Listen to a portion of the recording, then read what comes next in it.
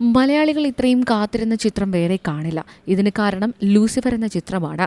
മോഹൻലാൽ പ്രധാന കഥാപാത്രത്തെ അവതരിപ്പിക്കുന്ന ചിത്രത്തിന്റെ സംവിധായകൻ പൃഥ്വിരാജ് ആയതിനാൽ തന്നെ പ്രതീക്ഷ ഇരട്ടിയാണ്.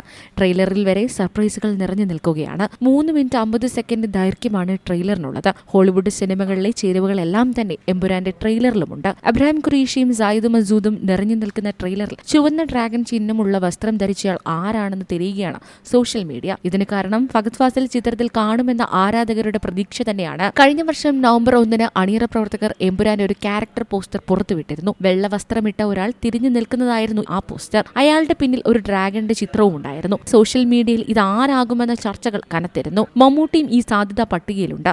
ഏതായാലും ഇതിനെല്ലാമുള്ള മറുപടി മാർച്ച് 27 അറിയാം. മുരളിഗോപി തിരക്കഥ രചിച്ച ചിത്രം മാർച്ച് 27 രാവിലെ 6 മണിക്കാണ് ഇന്ത്യയിലും ആഗോളതലത്തിലും പ്രദർശനം ആരംഭിക്കുന്നത്.